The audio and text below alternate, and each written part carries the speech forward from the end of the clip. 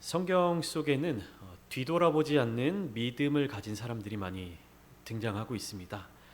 그래서 아브라함의 경우에도 하란 땅을 떠나서 아버지와 친척들, 고향 땅을 떠나서 하나님께서 가라 하신 곳으로 가는 믿음의 모습을 보이고 있고요. 모세 또한 애굽, 이집트의 왕자로서 성장하던 중 이미 떠나 돌아온 애굽 땅을 돌아보지 않고 하나님께서 인도하시는 그 길을 향하여서 나아가는 모습을 볼 수 있었습니다. 여호수아와 갈렙과 같은 사람도 가나안 땅만을 바라보면서 뒤를 돌아보지 않고 하나님의 인도하심을 쫓아 나아가는 모습을 볼 수 있었습니다. 다니엘도 그렇고요. 우리가 함께 말씀을 나누었던 다니엘, 에스더와 같은 경우도 마찬가지입니다. 돌아볼 수 있는 환경, 또 돌아볼 마음이 들고 어떤 아쉬움과 미련이 남을 수 있는 그 순간 가운데에서도 또 어려운 환경 속에서도 하나님의 인도하심이라는 그 믿음을 가지고 하나님께서 나아가게 하시는 방향을 가지고 담대히 나아가는 모습들을 볼 수가 있었습니다. 누구보다도 뒤돌아보지 않는 길을 걸으신 분이 계십니다. 바로 예수 그리스도이시죠. 십자가의 길을 걸으실 때, 그 고난의 길, 고통의 길을 걸으실 때 결코 뒤돌아보지 않으셨습니다. 하나님의 뜻 가운데로, 하나님의 말씀대로, 하나님의 명령대로 그 길을 묵묵하게 걸어 나가셨습니다. 이 길은 고통의 길처럼 보였고 고통으로 시작되었지만 결국에는 영광의 길이었죠. 돌아보지 않아야 될 때 돌아보지 않는 믿음, 혹은 돌아봐야 할 때 또 돌아보는 믿음이 필요하기도 합니다. 성경 속에서 돌아봐야 할 때 돌아보지 않았고 또 돌아보면 안 될 때 돌아본 사람이 있습니다. 누구냐면 롯과 그의 아내입니다. 우리가 몇 주 전에 주일 오전 예배 때 함께 말씀을 나누었는데요. 아브람과 롯이 하나님께서 주신 그 복이 충만해지니까 서로 가축들이 너무 불어나게 돼서 함께 살아갈 수 없는 지경에 이르렀습니다. 그래서 아브람이 제안을 하죠. 우리는 한 친족이라 나나 너나 내 목자나 서로 다투게 하지 말자. 그래서 화목하게 하기 위해서 이제 서로 갈라질 것을 제안을 했습니다. 그러면서 이렇게 얘기하죠. 내 앞에 온 땅이 있지 아니하냐. 나를 떠나가라. 내가 좌하면 나는 우하고 내가 우하면 나는 좌하리라. 아브라함이 롯에게 이렇게 이야기를 했습니다. 이때 롯은 뒤도 돌아보지 않고 아브라함을 떠나서 어디를 향해 나아갔습니까? 요단 평야를 쭉 바라보면서 그 다음에 어디까지 나아가냐면 창세기 13장 12절부터 13절 말씀을 함께 보면 좋겠습니다. 함께 읽어볼까요? 시작. 아브라함은 가나안 땅에 거주하였고 롯은 그 지역의 도시들에 머무르며 그 장막을 옮겨 소돔까지 이르렀더라. 소돔 사람은 여호와 앞에 악하며 큰 죄인이었더라. 아브라함이 롯을 향해서 우리 서로 이제 떠나가자라고 이야기했던 이유가 무엇이었습니까? 화목하게 하기 위해서, 다투지 않게 하기 위해서. 이때 롯은요 뒤를 돌아봤어야 해요. 아브라함을 돌아보고 삼촌 아니요, 저는 삼촌을 끝까지 따라가겠습니다. 목자가 다투는 것 때문에 우리가 갈라져야 한다면 제가 우리 목자와 가축들을 더 이렇게 잘 컨트롤하겠습니다. 이렇게 이야기를 하고 끝까지 뒤를 돌아보고 아브라함을 쫓아가야 되죠. 근데 롯은요 이때 뒤를 돌아보지 않았어요. 그리고 어디를 봤습니까?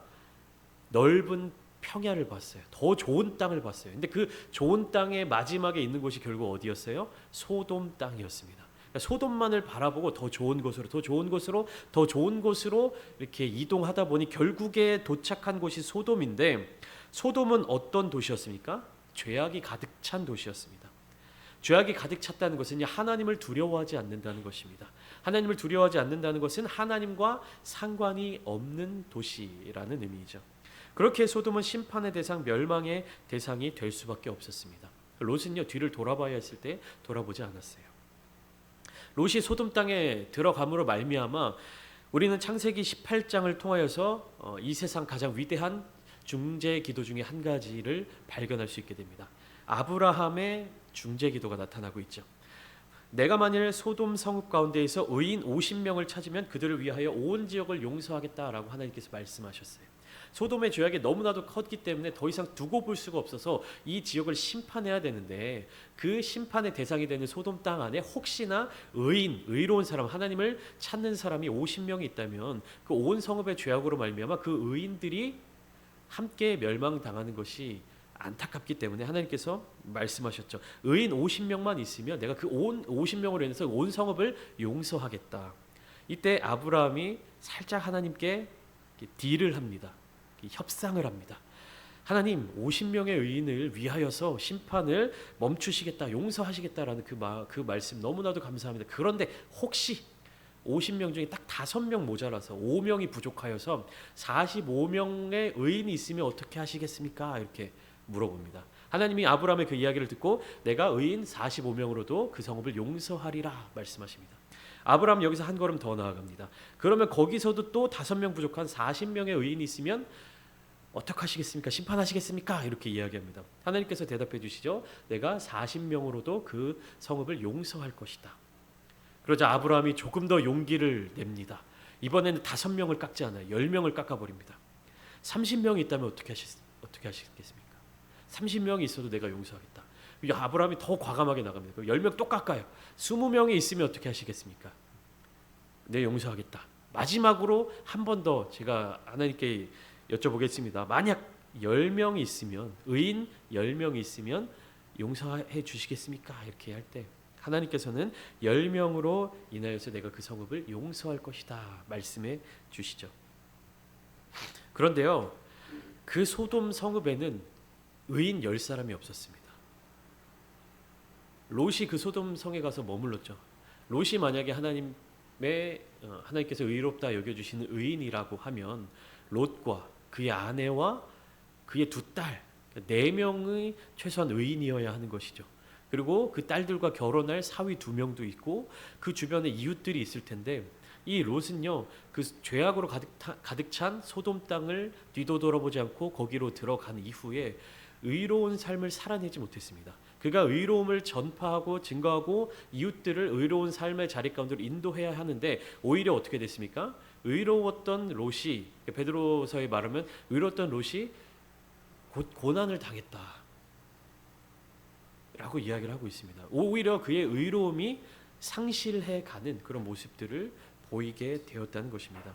소돔 성읍에는 의인 10사람이 없었어요. 그래서 어떻게 합니까? 하나님이 보내신 천사들이 그곳에 이제 유황과 불을 통해서 심판을 내립니다. 그런데 롯은 의로운 사람이었고 또 아브라함의 그 귀한 중재 기도를 통하여서 이 롯의 가족들은 하나님께서 살리고자 하셨습니다. 그래서 천사들이 롯과 롯의 가족들을 다 밖으로 이끌어낸 후에 도망가라라고 이야기를 합니다. 그러면서 뭐라고 얘기하냐면 돌아보거나 들에 머물지 말고 산으로 도망하여 멸망함을 면하라라고 이야기합니다. 돌아보지 말고 도망가라 얘기합니다. 그런데 어떤 결과가 나타납니까? 창세기 19장 26절엔 이렇게 기록되어 있습니다.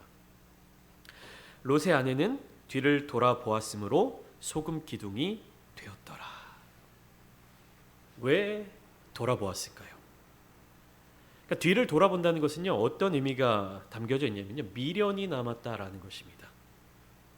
아브람을 떠날 때 롯은 뒤를 돌아보지 않고 소돔 땅을 바라보면서 요단 넓은 평야를 바라보면서 그곳을 향해 나아갔습니다. 그렇다는 것은 무엇입니까?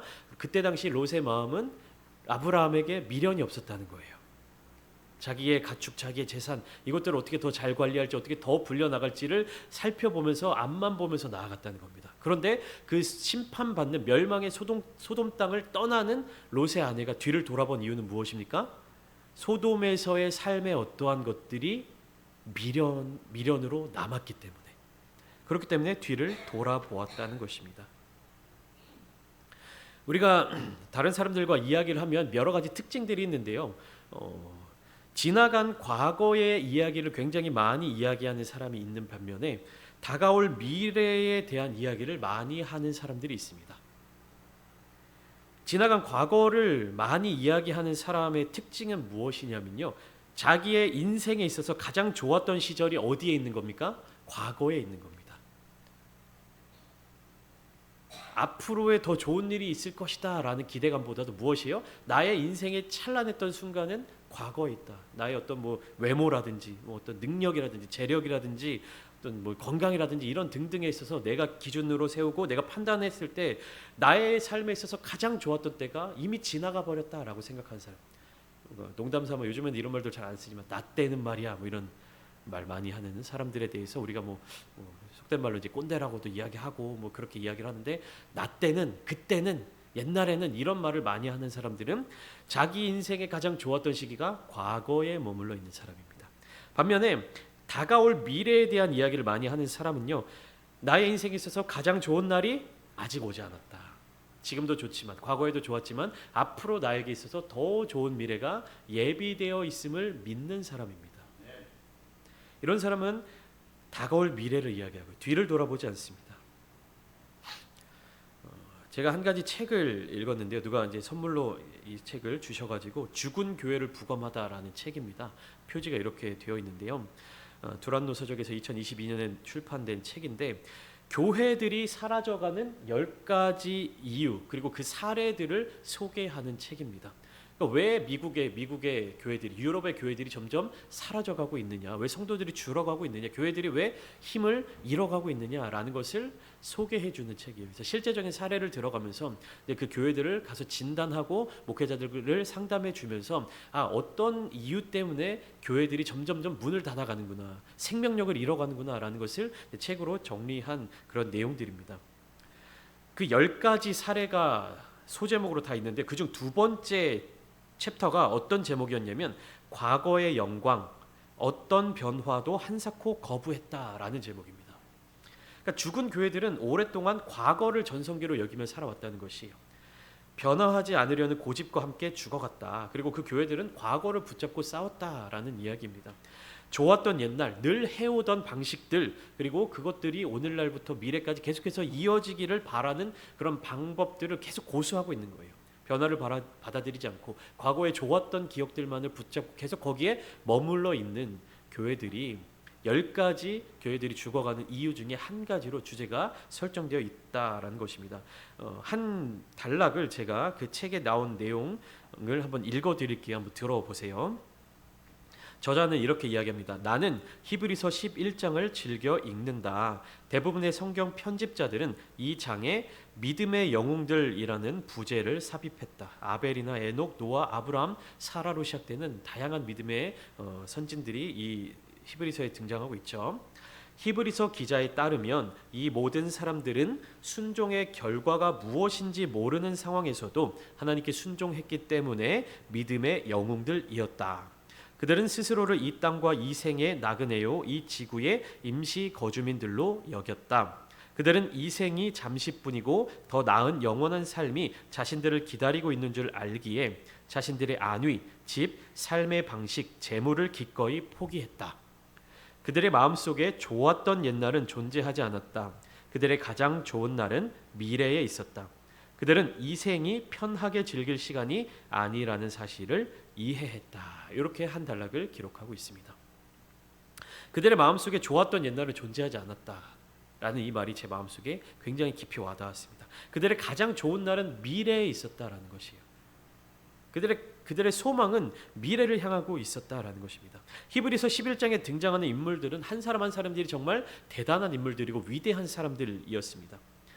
이 사람들이 대단한 믿음을 가지고 그런 믿음의 삶을 살 수 있었던 이유가 무엇이었을까?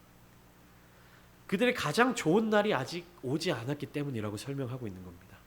가장 좋은 날이 기다리고 있다라는 것이에요. 이 히브리서 11장 가운데 아브라함의 이름도 마찬가지로 기록되어 있습니다. 근데 이 아브라함의 이름은요, 단순히 기록만 되어 있는 것이 아니라 상당히 많은 분량을 할당하여서 아브라함의 믿음을 소개하고 있어요. 다른 사람들은, 다른 인물들은 한 번씩 혹은 한 절씩 소개하고 있는데요, 아브라함은 2번이나 나옵니다. 아브라함에 대한 이야기가. 그리고 그 분량도 굉장히 다른 사람들에 비해서 많이 기록되어 있어요. 먼저 히브리서 11장 8절부터 10절까지 말씀을 볼까요? 한번 한 목소리로 같이 읽어보면 좋겠습니다. 시작. 믿음으로 아브라함은 부르심을 받았을 때에 순종하여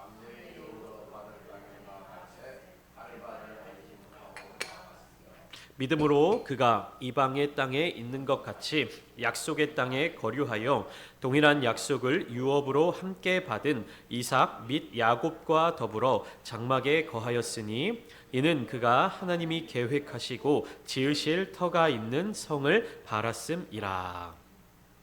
아브라함에 대해서 이렇게 믿음의 어떤 신앙의 유산, 그리고 신앙의 모습들, 믿음의 조상의 모습들을 구체적으로 소개하고 있습니다. 8절부터 10절까지 아브라함에 대해서 이렇게 소개한 히브리서 기자는요, 이어서 히브리서 11장 17절부터 19절까지 또 아브라함의 믿음에 대해서 한 가지 사건을 소개하면서 이렇게 기록하고 있습니다. 한 번 더 함께 한 목소리를 읽어볼게요. 시작. 아브라함은 시험을 받을 때에 믿음으로 이삭을 드렸으니 약속들을 받은 자로 돼 그 외아들을 드렸느니라. 그에게 이미 말씀하시기를 내 자손이라 칭할 자는 말미암음이라 하셨으니 그가 하나님이 능히 이삭을 죽은 자 가운데서 다시 살리실 줄로 생각한지라. 비유컨대 그를 죽은 자 가운데서 도로 받은 것이니라. 그러니까 아브라함은요, 자기의 고향 땅을 떠나갈 때에도 믿음으로 하나님의 인도하심을 따라 움직였습니다. 두 번째 사건, 아브라함이 시험을 받을 때 자기 아들을 제물로 바치라고 하는, 번제 제물로 바치라고 하는 하나님의 그 말씀 가운데에서도 믿음으로 순종합니다. 아브라함에게는 어떤 믿음이 있었습니까? 당장에 내 사랑하는 아들, 100세 얻은 아들을 제물로 바쳐서 정말 처참하고 잔인하게 찢어 죽여서 하나님 앞에 드리라고 하는 그 현실이 아브라함에게 있어서 얼마나 고통스러운 일이었겠습니까? 근데 아브라함은요, 거기에서 지나간 영광의 과거의 일들을 생각하지 않았던 거예요. 나의 과거의 일들은 애굽 땅을 나오면서 큰 부유를 쌓았던 그때다. 혹은 나의 영광의 과거는 100세가 되던 해에 아들을 낳은 그때다. 나의 과거의 때는 그때다라고, 나의 영광의 때는 과거에 있다라고 이야기한 것이 아니라, 아브라함은 어떤 믿음을 가지고 있었던 것입니까? 19절 말씀에 그가 하나님이 능히 이삭을 죽은 자 가운데서 다시 살리실 줄로 생각한지라. 왜? 하나님이 그 약속의 핏줄로 이 이삭을 지명하여 주셨기 때문에. 그러니까 이삭을 죽여야 되는 그 순간에서도 아브라함은요, 미래에 대한 소망을 가지고 있었다는 것이에요. 내 하나밖에 없는 이 아들, 100세에 얻은 아들, 이 아들을 지금 죽여서 내 핏줄이, 내 후손이 끊어지게 되면 어떻게 하나. 내 사랑하는 이 아들을 버려야 되는 그 처참한 절망감에 휩싸여서 그곳에 멈춰 있는 것이 아니라, 아브라함은 어떻다고요? 미래를 계속해서 소망하고 꿈꾸고 바라보고 있었다라는 것입니다. 여러분들은 미래를 꿈꾸고 계십니까? 나이가 많다고 미래를 꿈꾸지 못하는 것은 아닙니다. 우리가 이제 아이들, 자녀들을 양육할 때 꿈을 꾸라고 이야기하죠. 큰 꿈을 꿔라, 비전을 가져라, 미래를 꿈꿔야 된다라고 이야기를 합니다. 여러분들은 미래를 꿈꾸고 계십니까? 어떠한 꿈을 가지고 계십니까? 죄송합니다. 우리 가장 연장자이시죠, 박순아 집사님. 꿈을 가지고 계십니까? 꿈이 있으십니까? 미래를 꿈꾸십니까? 예, 미래를 소망하고 계십니까? 집사님에게 있어서 앞으로 다가올 미래는 과거의 영광보다 더 아름답고 더 귀한 미래가 다가올 것을 소망하십니까? 아멘. 우리 장로님도 그러시고요, 우리 목사님도 은퇴하셨지만 목사님 미래를 꿈꾸십니까? 아멘. 사역의 어떤 우리나라의 어떤 교단법으로 정해져 있는 정년은 끝났지만 이후에 하나님께서 계속해서 맡겨주실 귀한 사명 계속 꿈꾸십니까? 네. 여러분들, 이 하나님이 주시는 꿈은요, 미래를 꿈꾸는 것은요, 나이가 많다고 꿈을 꾸지 못하는 것이 아닙니다. 더 나은 미래, 더 큰 소망, 그것이 어디에 있기 때문에? 천국에 있기 때문에요. 천국의 소망보다 더 큰 소망이 이 땅 가운데 있습니까? 천국의 꿈보다 더 큰 꿈이 이 땅 가운데 있습니까? 없습니다. 그렇기 때문에 우리는요, 미래를 꿈꿀 수 있어야 되는 것이에요. 미래를 소망할 수 있어야 된다는 것입니다. 우리 여기에서 함께 12년간 예배를 드렸죠. 지난 세월 동안 부천창대교회라는 이름으로 함께 예배를 드렸습니다. 제가 이제 여기에서 신앙생활을 하면서 같이 교회 생활을 하면서 목사님께 몇 차례 한번 여쭤본 적이 있어요. 교회 이름을 뭐 이렇게 생각해 두신 것이 있느냐, 교회 이름 어떻게 하실 것이냐. 왜냐하면 부천창대교회라는 이름 자체가 장로교단이었나요? 여기 원래 여기에 위치해 있었던 교회 이름을 그대로 가져와서 쓴 것이에요. 예, 그래서 뭐 목사님은 이제 목회의 어떤 그 깊이와 목회 내용이 중요하지, 뭐 교회 이름 어떻게 뭐라고 정하는 것보다 그 목회의 본질적인 부분에 더 집중하셨기 때문에 이 부천창대교회라는 이름을 그대로 쓰셨어요. 그래서 저는 이제 저희가 아름다운 교회랑 연합하게 되면서 하나님께서 새로운 교회의 어떤 방향성 그리고 새로운 교회의 정체성을 위하여서 제가 계속 기도했습니다. 하나님 우리에게 새로운 사명을 주셨다면 알려주십시오. 우리 교회 방향성을 주님께서 가지고 계신다면 우리에게 그런 비전을 주신다면 알려주십시오라고 기도하고 또 고민하는 가운데 하나님이 저에게 주신 마음이 있었어요. 교회 이름에 대해서 제가 기도하고 간구할 때 어떤 내용이었냐, 오늘 오예배 설교 제목이죠. 미래를 꿈꾸는 교회. 저는 하나님께 이 이름을 믿음으로 받았습니다. 우리 교회는 미래를 꿈꾸는 교회. 미래를 꿈꾼다는 것은요, 미래에 소망을 두는 것이에요. 과거에 머물지 않는다는 것입니다.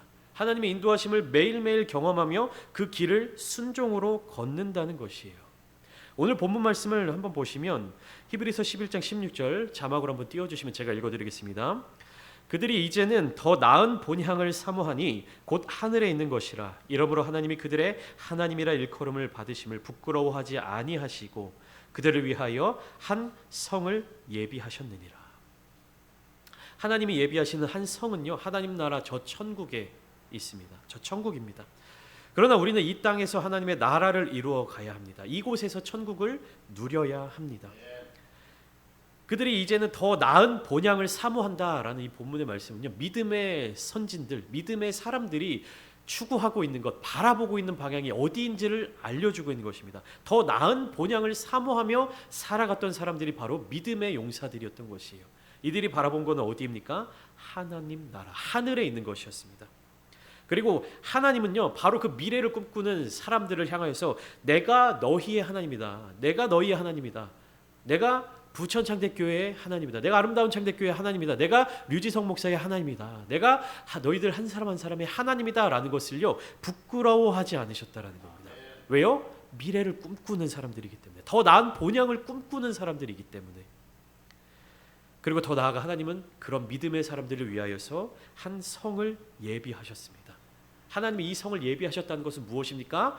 그들이 꿈꾸는 것을 하나님께서 이루어 주셨다는 겁니다. 믿음의 사람들은 더 나은 본향을 사모하였습니다. 그 더 나은 본향을 사모하는 사람들을 위하여서 하나님이 한 성을 예비하여 주신다는 것입니다. 오늘 이 시간 여기에 모인 이곳에서 드려지는 마지막 예배의 자리 가운데 우리 귀한 성도님들 더 나은 본향을 사모하시기 바랍니다. 하나님께서 인도하시는 그 길을 따라서 우리가 상동에 자리 잡은 아름다운 교회로 이전을 하게 되었습니다. 그곳이 우리의 더 나은 본향으로 멈춰 있어서는 안 됩니다. 하나님의 인도하심 자리 가운데 하나님을 바라보시면서 하나님이 우리에게 꿈꾸게 하시는 것을 꿈꾸며 그 비전을 붙들고 나아가야 할 줄 믿습니다.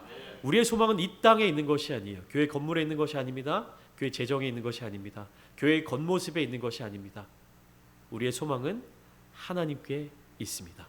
더 나은 본향, 하나님께서 예비해 주시는 한 성을 바라보며 나아가는 우리 교회가 되었으면 좋겠습니다. 아름다운 창대교회가 정말로 하나님을 기쁘시게 해드리는 교회, 또한 미래를 꿈꾸는 교회, 하나님과 함께 그 길을 동행하며 걷는 교회가 되기를 주님의 이름으로 축원합니다.